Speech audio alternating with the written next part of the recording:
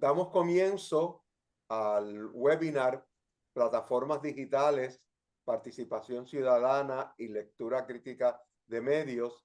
Es el segundo webinar del proyecto Voto Experto. Es un proyecto de la Fundación Periodismo Siglo XXI con el auspicio de la Fundación de las Humanidades y el National Endowment for the Humanities. Se encuentran con nosotros las profesoras, las doctoras Ailín Estrada y Maritza Maimí.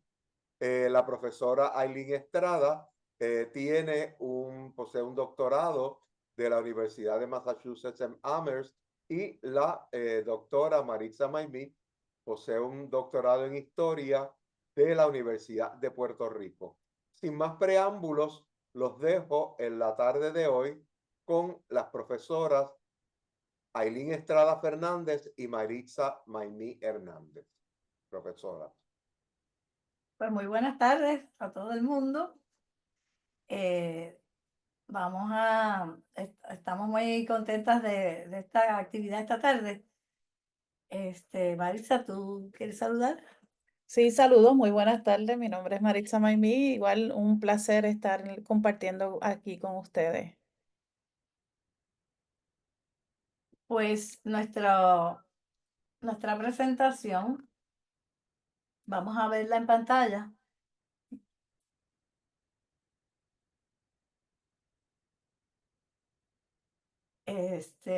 Tiene 4 partes.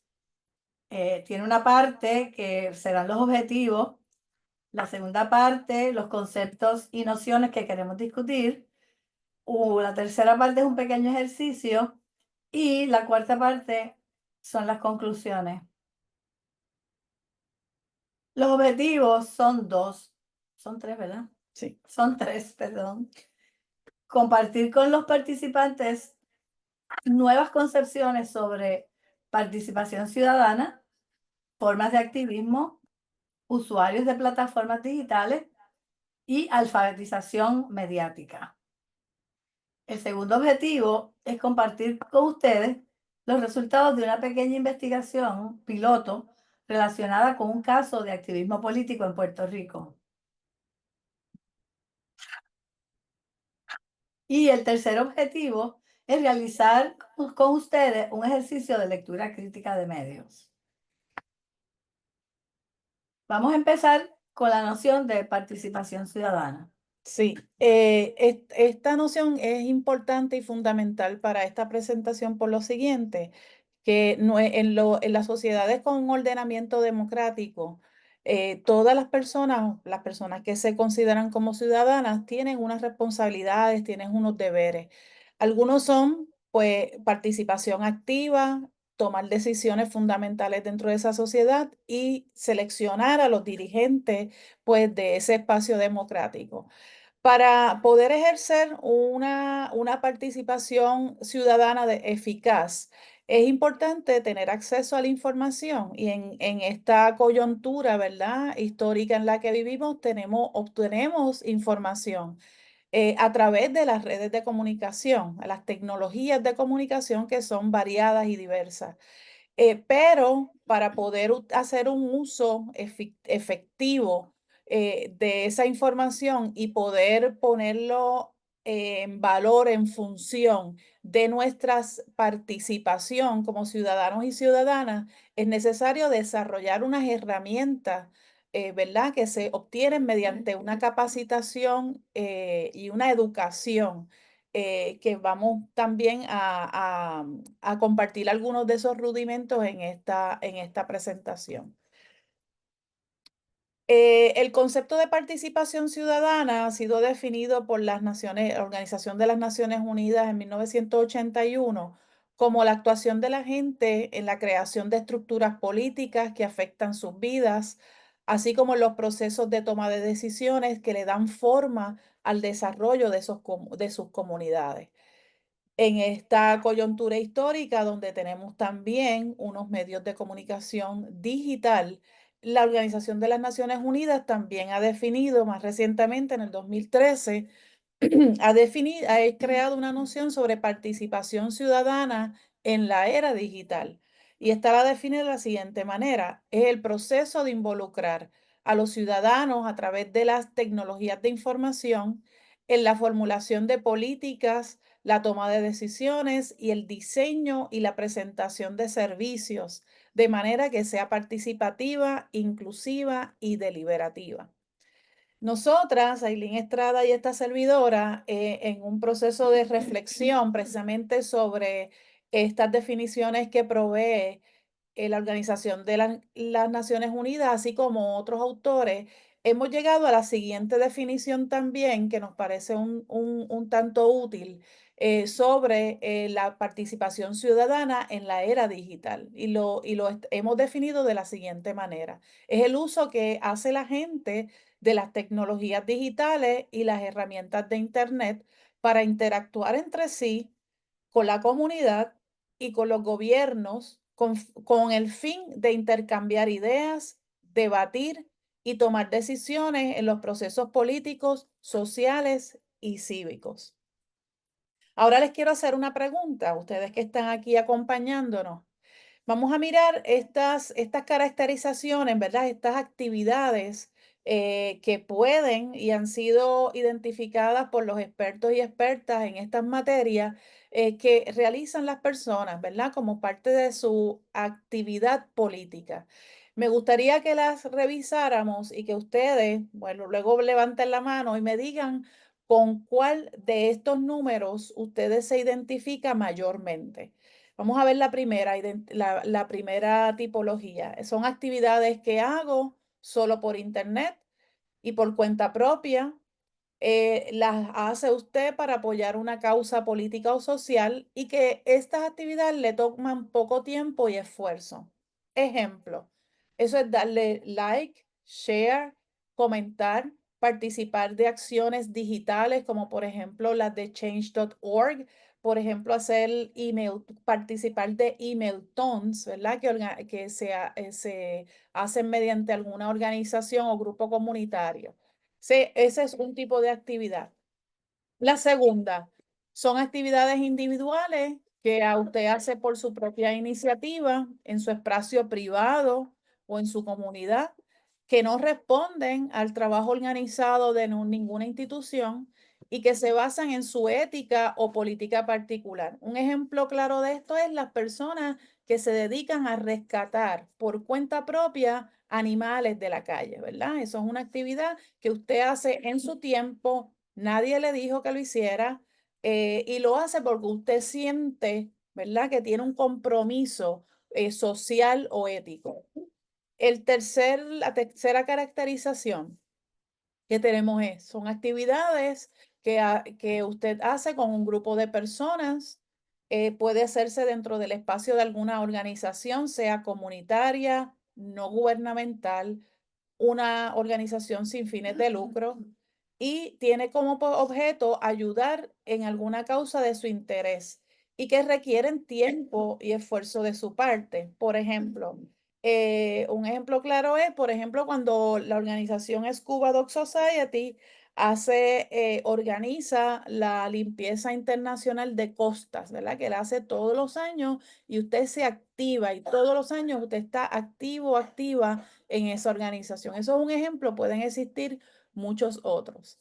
La cuarta categoría son actividades públicas que son organizadas por alguna agencia de gobierno, un partido político o corporación pública o privada que apoya, que usted la hace con la intención de organizar aspectos de la sociedad y que ayudan a una causa de su interés. Aquí está muy claro que usted se integra a una organización ya establecida, estructurada, para usted adelantar una causa en particular. Ahora les pregunto a ustedes que están participando aquí, ¿cuál de esos números, verdad? De estas características, usted se identifica mayormente?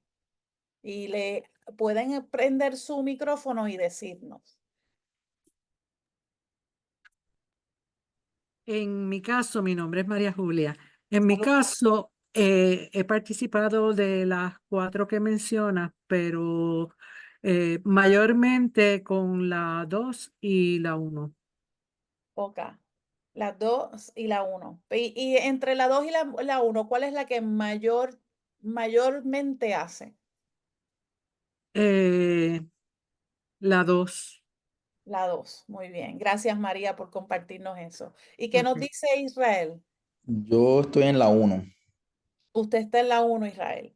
Pues Sí. bien, fíjense, estas categorizaciones que hemos elaborado, presentado aquí, corresponden de hecho, déjenme cambiar aquí, a varios tipos de activismo. Hay varios teóricos, está Morozov del 2009, Bakarjeva en el 2009, Beck en el 1997 y Chantal Mouffe en el 2005, que han elaborado estas cuatro, ¿verdad? Estas cuatro nomenclaturas, estas cuatro nociones de activismo. Independientemente uno del otro. Exactamente, son independientes. Nosotras hemos organizado esto en esta tabla para poder hacer esta caracterización y poder hacer distinciones, ¿verdad? No quiere decir esto que una persona, un individuo pasa por todas estas categorías o, como muy bien dijo ahorita María, en algunos momentos usted actúa, ¿verdad? Más acorde con una de esas caracterizaciones, en otros momentos otras, pero usted tiene como un perfil, ¿verdad? Según estas caracterizaciones, por ejemplo, Israel caería en lo que llamamos un activista, un Slack activista, ¿verdad? Que es la persona que es principalmente sus modos de activismo o de participación ciudadana se dan a través del uso de las redes sociales. Y en el caso de María, que dijo que que ella básicamente actúa alrededor de todas ellas, pero principalmente en la número 2 es lo que Bakarjeva le llama un subactivismo, ¿verdad? Así que esto es bien importante para podernos, nosotros y nosotras podernos ubicar y poder entender nuestro comportamiento político y cuál es la relación también que tenemos con las redes sociales, que es lo que vamos a elaborar un poquito en un momento. Vamos a repasar entonces aquí. ¿Puedo hacer una pregunta? Claro, adelante. Entre la 2 y la 3, ¿cuál es la diferencia? Porque, por ejemplo, parte de las cosas que hago sí es rescatar animales, ¿verdad? En ese particular, pero estoy pendiente en mi comunidad lo que no está funcionando, y lo reporto, doy seguimiento a las agencias de gobierno, a la alcaldía, escribo, pero no lo hago en función de una organización, lo hago pues como ciudadana.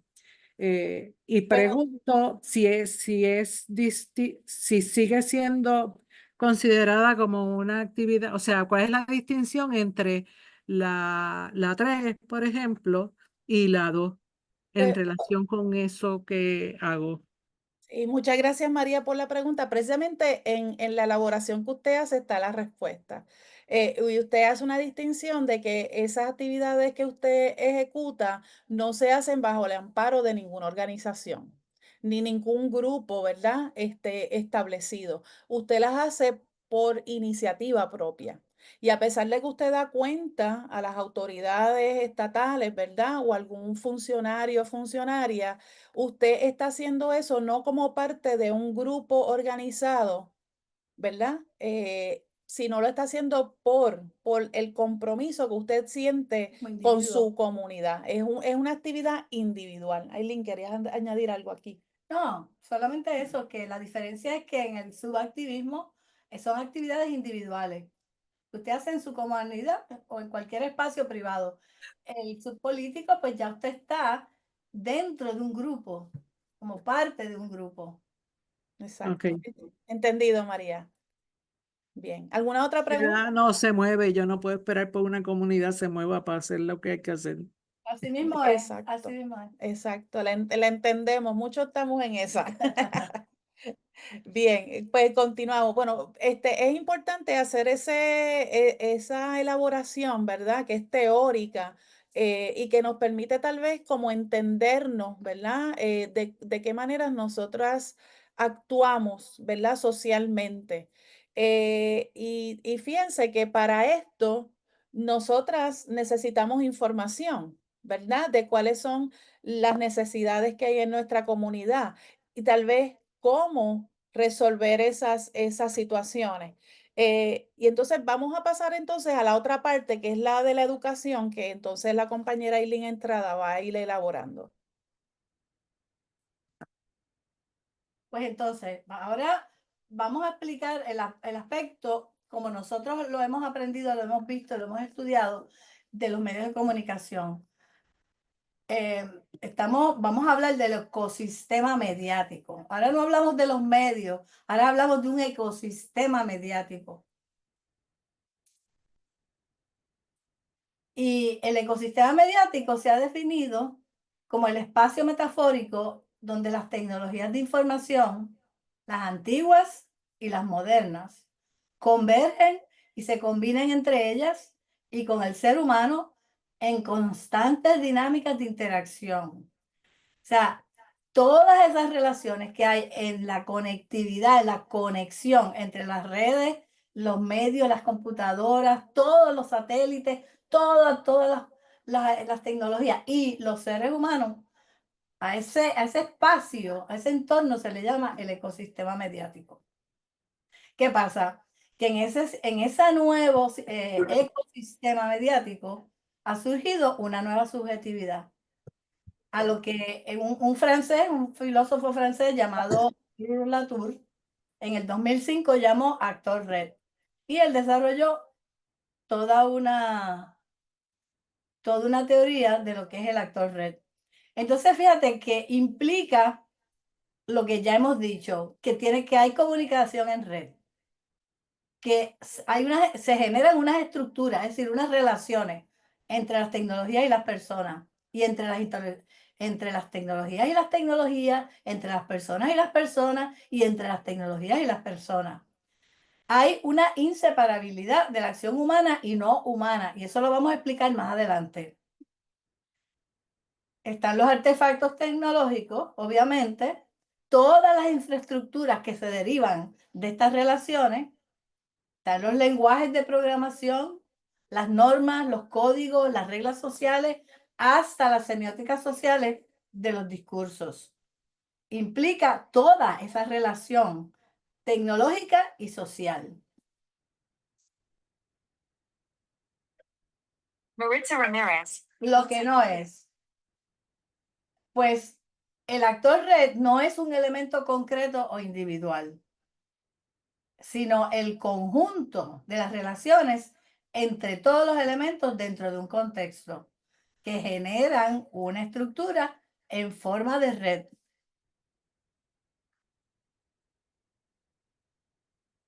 De ahí surgen, ¿verdad? Estos actores red que le vamos a llamar entidades. De hecho, Latour le llama actantes, como en el mundo de la semiología, actantes. No son las conocidas como sujetos, por ejemplo, los usuarios de las redes sociales. Y los objetos, por ejemplo, los celulares, la computadora, las aplicaciones. No. Se trata de una posición entre estas que se traduce y se convierte en otra, que podría acercarse a uno u otro lado de esas dos, ya sea el sujeto o ya sea el objeto, dependiendo del momento en que se describa.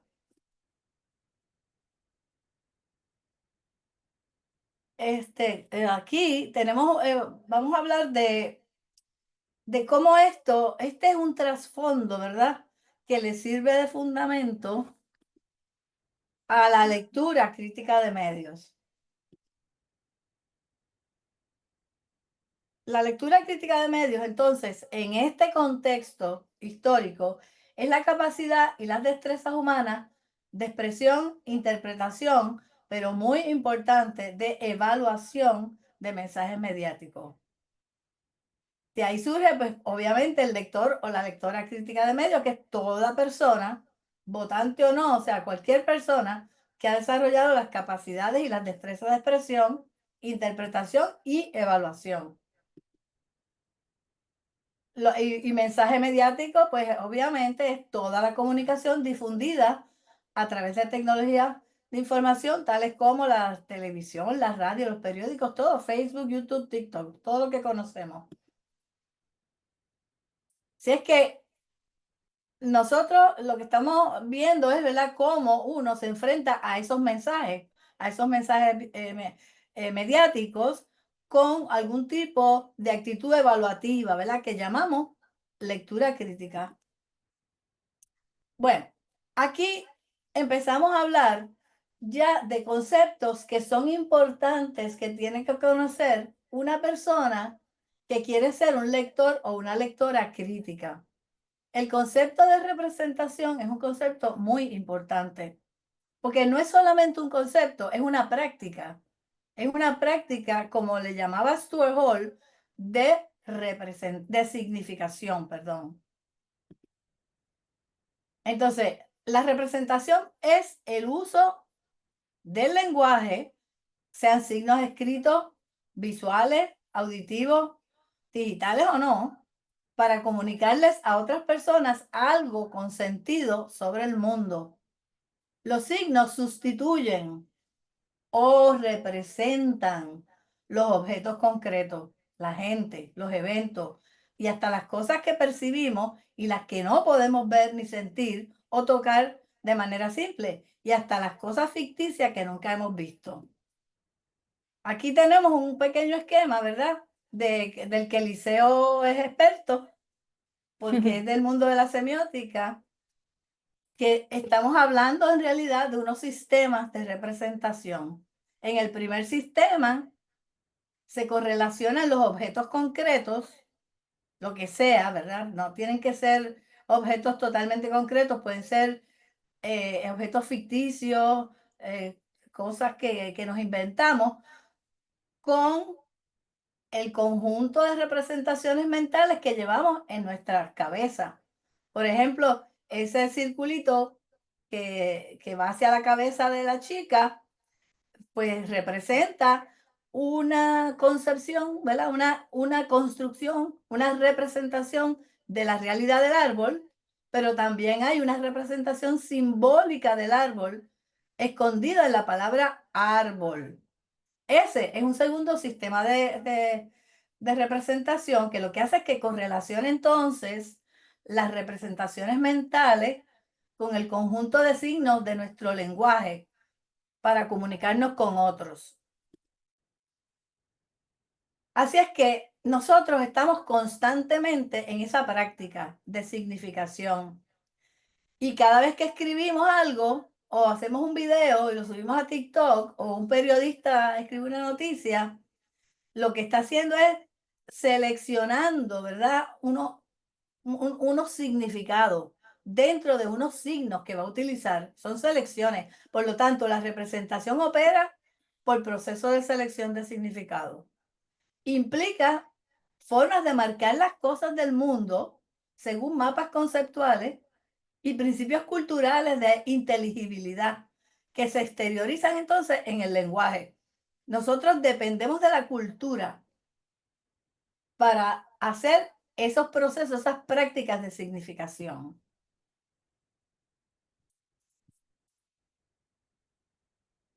Sí, aquí entonces observamos, queremos compartir con ustedes algunas de las prácticas que se observan en los medios en general, ¿verdad? Una es seleccionan y destacan temas en lo que llamamos el agenda setting, encuadran los temas, lo que llaman el framing, que vamos a elaborar un poquito sobre eso. Sesgan informaciones en alguna dirección, difunden informaciones engañosas, los llamados fake news, exponen repetidamente ideas y presentan analistas como expertos. Estas son prácticas que estamos observando en los medios de comunicación en términos generales. También entonces vemos que hay unas prácticas que se observan en las redes digitales, por ejemplo, los algoritmos, ¿verdad? Que es un refuerzo de exposición selectiva. Mientras más usted se expone hacia un tipo de información, esa información se sigue reiterando y sigue reforzándose en su exposición. Los fake news, ¿verdad? La segmentación, que es enviar la información en grupos, ¿verdad? De población.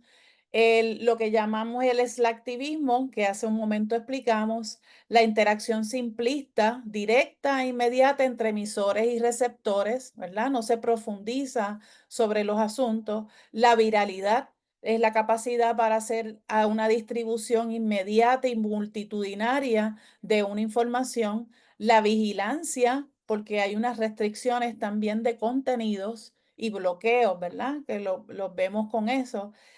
La brevedad, que es la simplificación de los asuntos. Así que estas son esas prácticas que se observan en las redes digitales. Antes que sigas, Maritza, tú me habías recordado Ujú. que también hay un fenómeno de fragmentación que era bueno recordarlo. No sé si quieres comentarlo. Sí, que además de estos que hemos enumerado aquí, existe también la fragmentación. Fíjense que la exposición a los medios digitales hace que veamos la información de forma desconectada una de la otra, ¿verdad? Y tenemos fragmentos de realidades y de situaciones, ¿verdad? Incluso también fragmentos de interpretaciones sobre esas realidades. Así que eso es otro efecto, otra de las prácticas que observamos en las redes sociales. Una de las nociones aquí bien importantes, que son importantes para desarrollar esta noción de la lectura crítica de medios, ¿verdad? O la alfabetización mediática, disculpen, es el encuadre, el framing. Esta noción fue elaborada en términos de las comunicaciones por un teórico de apellido Goffman en la década de los 70. Y Goffman definía el encuadre como un esquema de interpretación que permite a los individuos percibir, etiquetar, ordenar, seleccionar e interpretar los sucesos o situaciones del entorno. Más adelante, en la década de los 90, otro teórico, Entman, ha elaborado, desarrollado un poco más esa noción de framing y plantea lo siguiente, que el encuadre ideológico implica la selección y el destaque de algunos aspectos de la realidad percibida de forma tal que promueve los siguientes asuntos. 1. Definición particular de un problema, interpretaciones causales, evaluaciones morales, recomendaciones para el tratamiento del asunto descrito. Esto es bien importante porque aquí es que podemos ver los sesgos que tienen los medios, por ejemplo, y podemos ver cuál es la línea editorial que tiene pues algún noticiario, algún periódico, algún podcast, etcétera, ¿verdad? Y es porque en la manera en cómo abordan el asunto tratado, nos dirigen a que definamos el problema de particular manera, ¿verdad? O que le demos una interpretación de causa y efecto a ese asunto. O que percibamos si ese asunto es incorrecto o correcto, o si es bueno o si es malo. Incluso también nos llevan a pensar en cuáles son las soluciones al asunto. Por ejemplo, en Puerto Rico, uno de los asuntos que estamos viviendo en este momento tiene que ver con la privatización del sistema energético de Puerto Rico y por mucho tiempo en Puerto Rico se crearon unas narrativas que promovieron que la gente favoreciera que se privatizara esos servicios, ¿verdad? Y aquí queremos hacer un ejemplo de un framing que es una situación que estamos enfrentando en estos momentos que tiene que ver con la inestabilidad del sistema energético y con un evento muy particular que ocurrió el 12 de junio a las 9 de la noche, donde hubo un apagón masivo en Puerto Rico que dejó a más de 300 y pico de mil personas a oscuras. Vamos a leer este extracto que sacamos de esta nota que publicó el periódico El Nuevo Día en su forma digital a varias horas después de que ocurrió ese apagón. Y dice, un problema con la línea de transmisión de 39.000 que transcurre de Aguas Buenas a Caguas provocó el apagón masivo que en la noche del miércoles dejó sobre 340.000 abonados sin servicio de energía eléctrica, principalmente en las regiones de Bayamón, San Juan, Carolina, Caguas, confirmó el consorcio Luma Energy al Nuevo Día. Ailín, ¿qué le podemos preguntar aquí a nuestras participantes en torno a cuál es el framing que hay detrás de esta nota? Bueno, podemos preguntar muchas cosas, ¿verdad? Pero en toda la noticia, el tema de a qué se debe el problema, ¿verdad? Con la línea, aparece una sola vez en este párrafo que escogimos. Pero la pregunta es, ¿qué piensan? ¿Por qué podríamos decir o cuál sería el framing que le sirve de encuadre a esta, vamos a decir, a esta expresión, a este mensaje? O sea, dice, un problema con la línea de transmisión de 39.000 que va de Aguas Buenas a Cagua. ¿Qué piensan ustedes? ¿Cuál es el problema? ¿Qué causó el problema? El problema del apagón. Sí. Si yo les pregunto, ¿qué entienden ustedes? ¿Qué les sugiere a ustedes? También le preguntamos al profesor Eliseo Colón, si quiere participar, ¿qué connotaciones o qué otras ideas o qué otros asuntos sugiere o nos pone a pensar la expresión un problema con la línea de transmisión? Bueno, O lo sea, primero la es que selección de palabras. la palabra, el concepto problema no tiene absolutamente nada que ver con la noticia, ¿verdad? Porque no fue un problema, no hubo ningún problema. Y ahí entonces se está cambiando lo que la estrategia es no culpar a la empresa de lo que ha ocurrido, sino sacarlo. Es como utilizar la voz pasiva. Cuando hablamos, en vez de usar la voz activa, esto está en voz activa. Algo, otro agente ha sido el causante y no la propia empresa ha sido el causante. Entonces, aquí hay un framing, como han establecido ustedes, ¿verdad? De que a la empresa no se le puede culpar de la acción de lo que ha ocurrido, sino a un problema, ¿verdad? Y ese sujeto de un problema, ahí es donde viene, ¿verdad? La manera en que la noticia pues quiere desviar la atención del lector.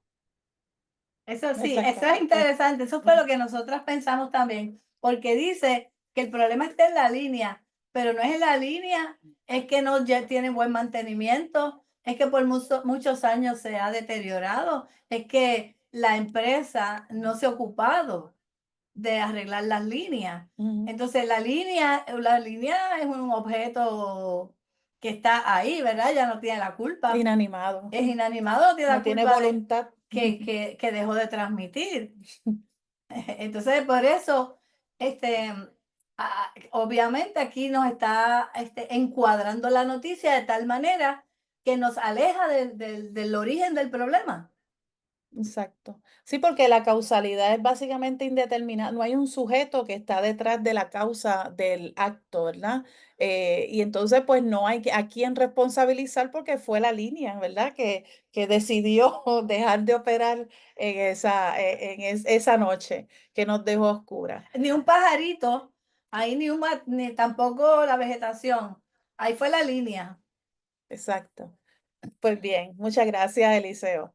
No sé si alguien quiera aportar algo adicional a esto de las personas. Yo pregunto, María. cuando tú sacas una publicación así, ¿verdad? ¿Hasta qué punto el que, el que está escribiendo la noticia se queda ahí en un problema. Porque presumo que redacta después de una entrevista o unas preguntas. Eh, y yo sé que, pues claro, que es un problema, pero yo no sé cuál es la causa. O sea, yo me pregunto, ok, es un problema, pero no para ustedes, es un problema para nosotros. Lo que nosotros necesitamos de ustedes es la causa que ocasionó que yo me quedara sin servicio eléctrico. Entonces, fíjate, María, cuando usted dice de ustedes, ese ustedes es el periodista que redactó, ¿verdad? O el Y- editor. Y el editor o el medio. Ujú. Porque estamos aquí enfrentándonos a una representación que nos está haciendo un periodista de un Exacto. hecho, de un hecho. Y ese periodista decidió que un problema provocó un apagón. Un problema con Y la línea provocó como un apagón. copio literalmente lo que probablemente Luma expresó, pero no hubo un seguimiento con una pregunta de indagar cuál fue la causa. Exactamente. Sí que repite.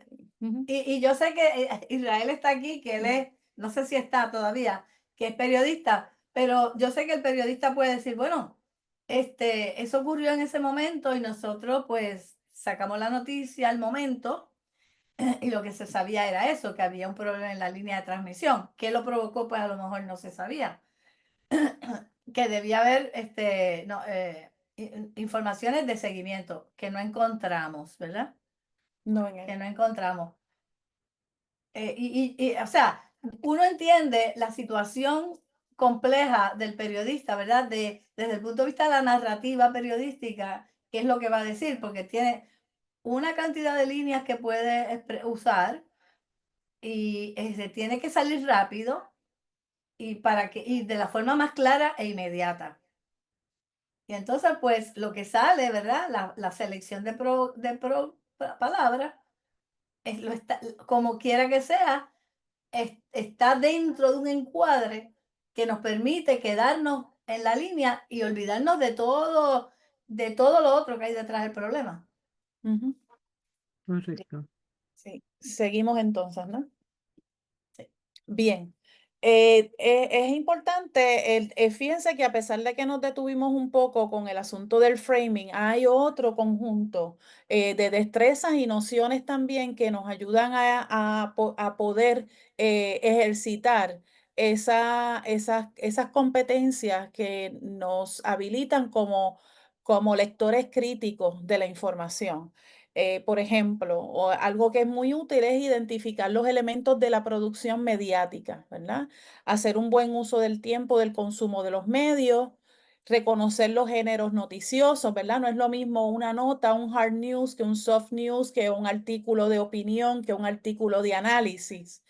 Investigar características de la presentación de mensajes, comparar y contrastar contenidos, esos son las fuentes, los datos, los contextos, también precisamente eso, la comparación, cómo el Nuevo Día reportó el asunto del apagón del 12 de junio versus cómo lo reportó El Vocero, cómo lo reportó Claridad, si lo reportó Noticel, Noticentro, Telenoticias, quien sea. También examinar el encuadre ideológico, el framing, ¿verdad? De lo que estamos justo hablando en este momento. Identificar el impacto político, económico, psicológico, social, cultural de los mensajes. El reconocer la complejidad del proceso de comunicación también y usar efectivamente la tecnología al consumir y producir los mensajes y producir mensajes propios. Todo esto son elementos y son destrezas o competencias que se vinculan a lo que es una persona que es un lector o lectora crítica de los mensajes. Ailín. Entonces, atando el concepto de lectura crítica, ¿verdad? Con con el de activismo, vamos a...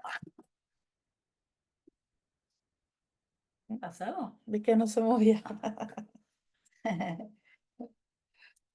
Vamos ahora a compartir con ustedes un caso que nosotros estudiamos.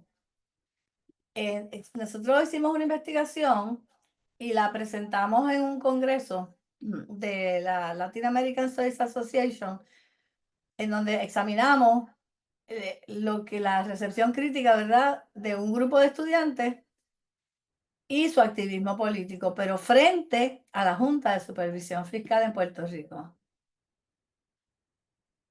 Nosotras partimos de unas lecturas que hemos hecho en donde algunos autores han sugerido que las redes se han vuelto también en espacios forjadores de importantes movilizaciones políticas entre los jóvenes. Pero no todo el mundo concuerda sobre el impacto que dichas movilizaciones tienen como actos de agencia política. Y cada vez más educadores argumentan que no basta con estar activo en las interacciones mediáticas para lograr una influencia efectiva en los asuntos de la vida pública y que hace falta un buen dominio de las destrezas de lectura crítica de medios para un tipo de activismo eficaz. Aquí entonces, pues el contexto, ¿verdad? En el 2016, como ustedes conocen, el Congreso de los Estados Unidos y el presidente Barack Obama firmaron lo que conocemos como la Ley Promesa, la Ley 11487 o Puerto Rico Oversight Management and Economic Stability Act, ¿verdad? En esa coyuntura, cuando se estaba debatiendo en el Congreso de los Estados Unidos la elaboración de esta ley, la aprobación de esta ley, emergieron varias encuestas en el periódico El Nuevo Día, que es un periódico de referencia en Puerto Rico, y aparecieron dos encuestas, ¿verdad? Una salió en junio del 2016, esto fue antes de la aprobación de la ley, y luego salió una en agosto de ese mismo año. En junio del 2016, este fue el fenómeno que registró esa encuesta, ¿verdad? Según los parámetros que establecieron sus investigadores. Un 54% de una muestra de 500 participantes manifestó su sentir en contra de la Junta y un 53% opinaba que no sería beneficiosa. A la vez, el 84% de las personas que fueron encuestadas sabía poco o nada sobre la misma. Interesantemente, y poco menos de 2 meses posterior a esto, sale una nueva encuesta del Nuevo Día y esos datos evidenciaban que había un aumento en el sentir favorable hacia la Junta, un 62%, pero el 75% todavía sabía nada o muy poco. Es un tiempo muy corto, nos provocó mucha curiosidad, ¿verdad? El ver qué ocurría. Y de ahí el desarrollo de nuestra investigación con las preguntas que ustedes están viendo aquí. Si existe relación entre el dominio de recepción crítica de medios y activismo político, qué tipo de activismo predomina, qué tipo de ciudadanía predomina y qué probabilidad existe de que los estudiantes exhiban activismo como función de su dominio de esas destrezas. Hicimos una encuesta con 155 estudiantes de una universidad privada de 21 a 30 años de edad. Eso fue en el 2018. Y como pueden ver aquí los hallazgos, cuando organizamos a los estudiantes por el tipo de activismo que hacen frente a algunas causas, pusimos como 15 causas, creo, ¿verdad? Sí. Fíjense los números.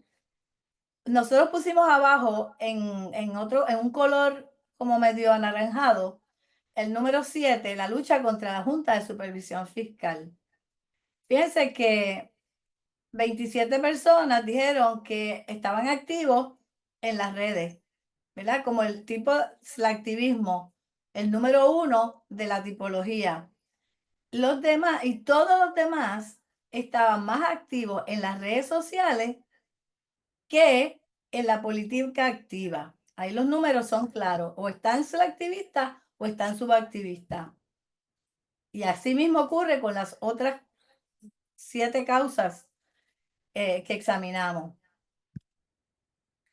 como concluimos, ¿verdad? Hasta aquí que el tipo de activismo que predomina es el slacktivismo, como predominó entre nosotros aquí cuando hablamos, ¿verdad?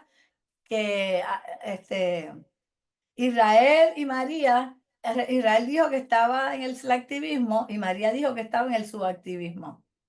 Ujú. Entonces la respuesta es que sí, que hay un activismo, eso lo vamos a ver de más adelante, hay un activismo en las redes, pero es un activismo de tipo slacktivista, que es como pasivo, un Ujú. activismo pasivo, no se mueve la realidad fuera de las redes. Continúa.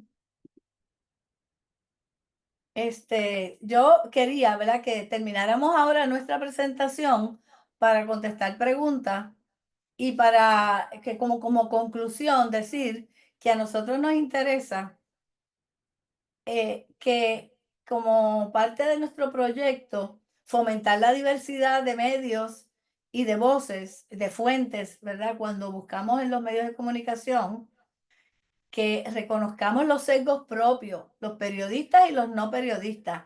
Todo el que produce contenido y lo tira por TikTok, por Facebook o por Twitter, ahora X, o por los medios tradicionales, tiene sesgos y tiene que reconocerlo. Ujú. Hay que promover entonces la educación en medios, hay que interrogar las informaciones, hay que identificar el sensacionalismo, cuestionar la veracidad de los datos, intercambiar ideas con otros, verificar información, hay que diversificar las fuentes. Bien.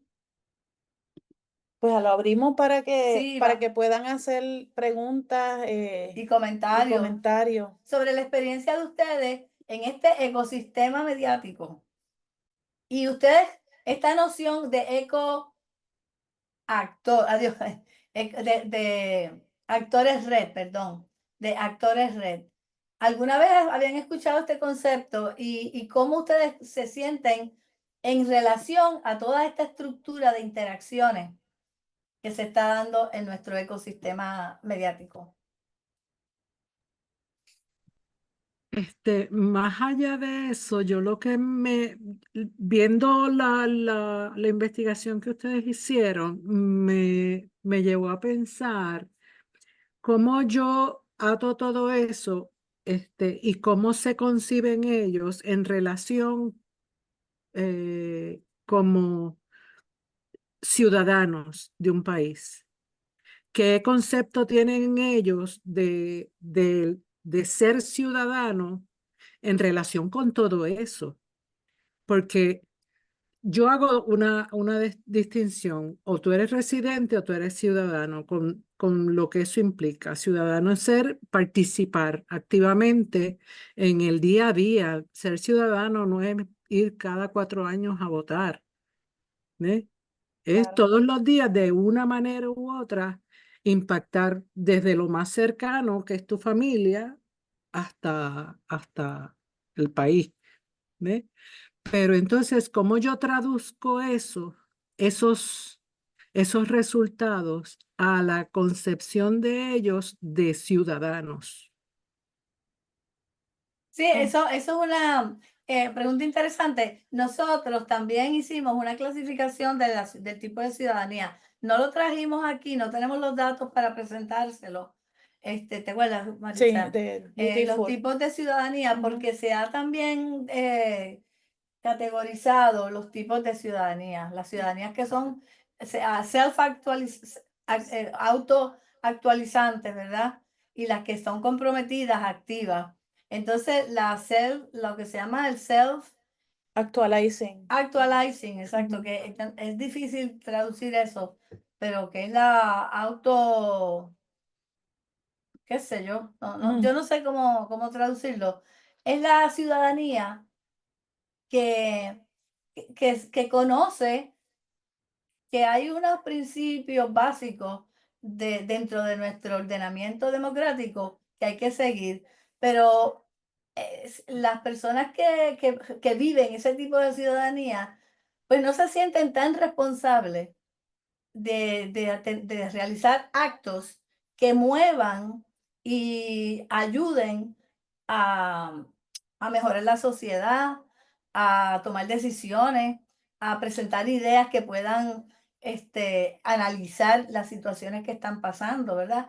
Es un tipo de ciudadanía un poco indiferente. O sea, es la ciudadanía de la vagancia, ¿verdad? El que pues, estoy aquí, que el gobierno lo haga todo, yo no pienso. Y entonces pues está la otra ciudadanía, que es la ciudadanía comprometida, que comprende la situación, que comprende el ordenamiento democrático y lo que implica en la vida de cada uno de nosotros, ¿verdad? Y cómo lo asume. No solamente que va y vota, como dice María, sino que también en su comunidad está pendiente de las cosas que hay que hacer, lo que está fallando, lo que hay que mejorar. Porque en Puerto Rico hay muchísimas cosas que uno observa cuando sale a la calle, camina, y aún dentro de su misma casa, ¿verdad? Hay un montón de cosas que pasan que necesitan mejorarse y que necesitan en realidad el activismo de los ciudadanos para que se puedan mejorar. Pero hay otro asunto también que me parece que es importante, es que hay distintas formas de ejercer ciudadanía y precisamente eso es lo que está de manifiesto cuando presentamos esas categorizaciones. Y hay personas que ciertamente están muy comprometidas con sus comunidades, con su sociedad en pleno, y lo hacen precisamente con actividades como la que usted describía, María, que usted participaba, ¿verdad? Que se circunscriben a su entorno más directo y comunitario. Y eso son actividades ciudadanas también. Son actividades que tienen una agencia política también, porque hay una toma de decisiones en el proceso. Sin embargo, no necesariamente están atadas a las formas más tradicionales, que es la de emisión, la de emitir un voto, ¿verdad? O formar parte de una colectividad política. Y lo que estamos viendo es precisamente que en esta sociedad existen distintas formas de cómo manifestar no solamente ese compromiso social o cómo la gente se entiende y se mira como ciudadano o ciudadana, sino también hay distintas formas de gestar ese compromiso, ¿verdad? De cómo manifestarlo. Claro. Ajá. Lo que pasa es que vemos que esto se ha estudiado y se ha tratado de tipo, ¿sabes? De hacer una De tipología. hacer una tipología y entonces se habla pues de un sentido disminuido, ¿verdad? De obligación versus un alto sentido de obligación en la participación política. Yo creo que usted ha dado en el clavo, María. Usted ha dicho, sí, es que algunos participamos más que otros. Y la verdad es que si uno se pone a medirlo, pues la mayor parte de la gente está más en el autoactualizante, ¿verdad? En la self-actualizing citizenship. O sea, los cumplidores, el dutiful, Va a votar. el que hace todas las cosas, pues El que llena la planilla todos los años, el que no se cruza la luz roja, el se une que a organizaciones. El que las vota. multas las paga a tiempo. Exacto, exacto. Exacto. Exactamente. Sí, pero El- me intriga cómo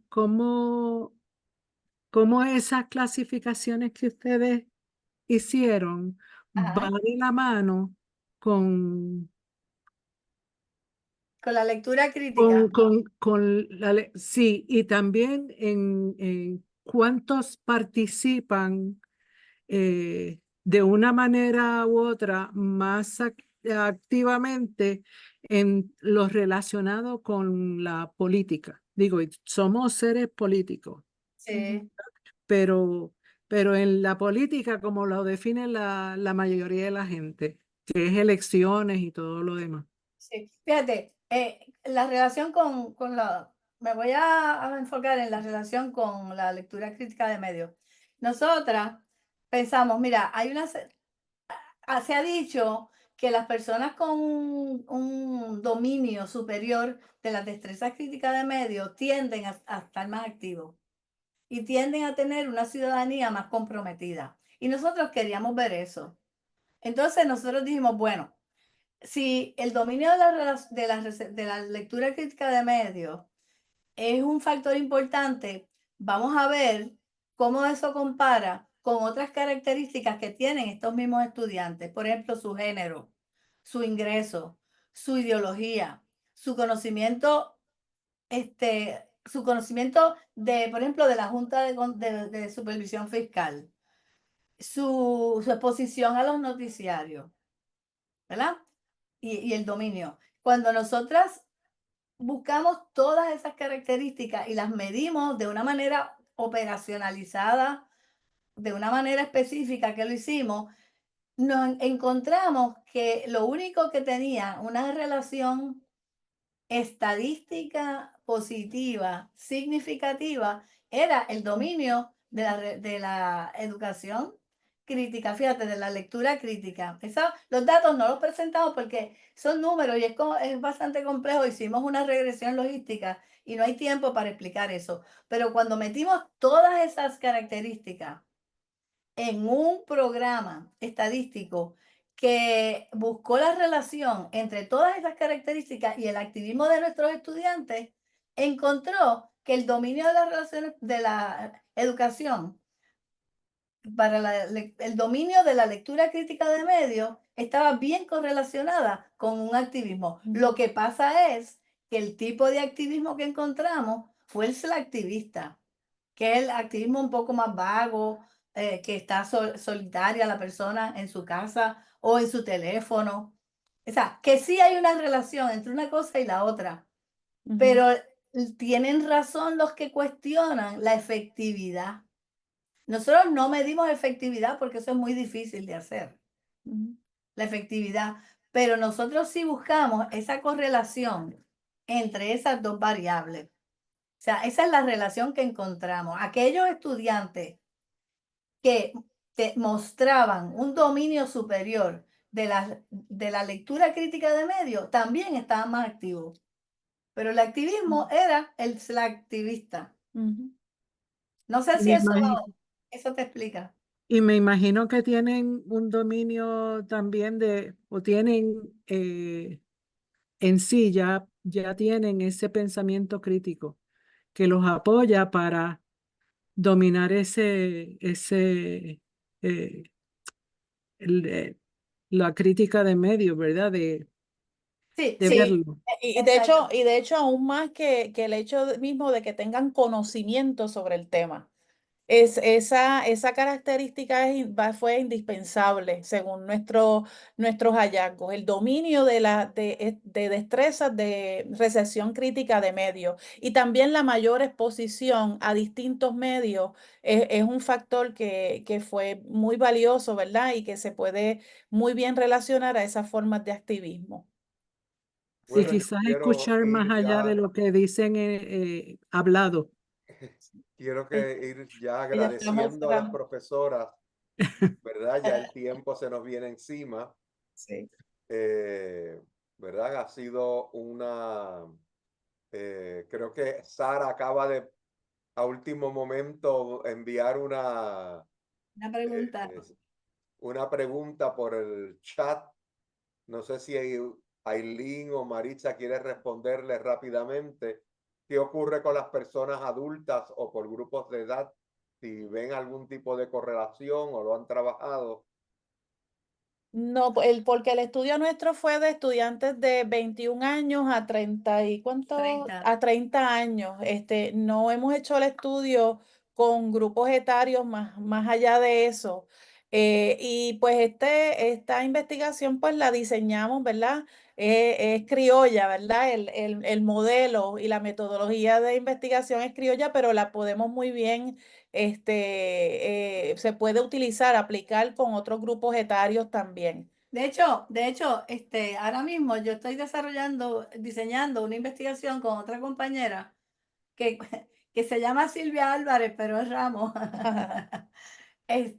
Y estamos haciendo el estudio con electores que están inscritos para estas votaciones de noviembre del 2024 en un En en un un distrito. distrito particular, en un distrito particular. Estamos tratando de coger una muestra representativa del distrito para ver cómo esas personas, que ahí incluye todo tipo de personas, todo tipo de edad, todo tipo de trabajo, todo tipo de oficio, etcétera. Pero eso pues Pues muy lo bien, tengo que adelantar. les agradezco, ¿verdad?